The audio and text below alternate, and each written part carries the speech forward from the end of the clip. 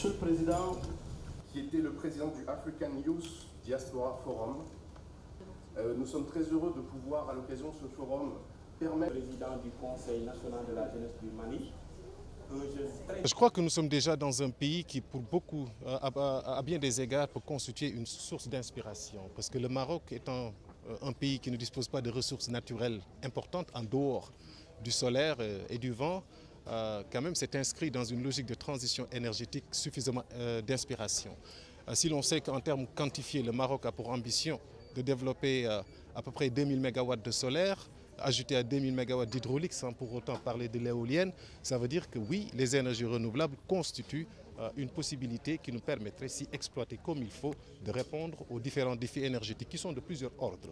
Il y a un problème d'accès aux services énergétiques modernes pour un certain nombre de populations, peut-être dans une moindre mesure au Maroc, mais au Sénégal et dans les pays de l'Afrique de l'Ouest, c'est le cas.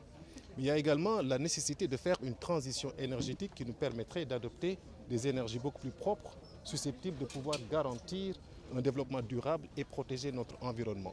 Merci beaucoup, monsieur le secrétaire général. Je pense qu'on peut libérer le prix. Monsieur Ken, vous avez la parole pour votre mot d'ouverture. Ce sont aussi les mêmes jeunes accompagnés par nos and other stakeholders.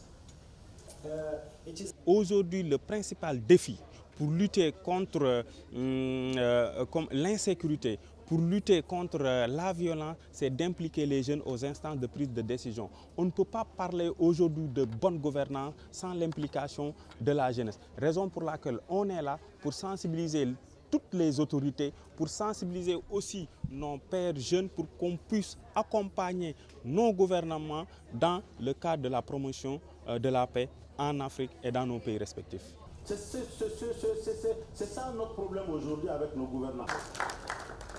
Avant de donner la parole... Fait contre nous. Donc aujourd'hui, il faut que les jeunes comprennent ça.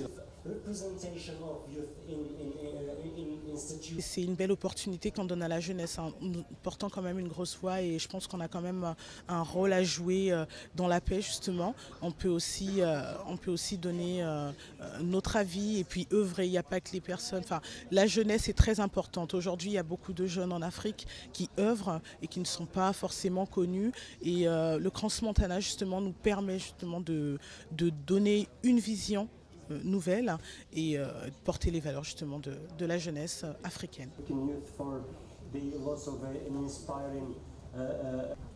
Chers membres du comité, vus sur la note, sont aussi des jeunes. C'est là où... There was a number of different youth networks.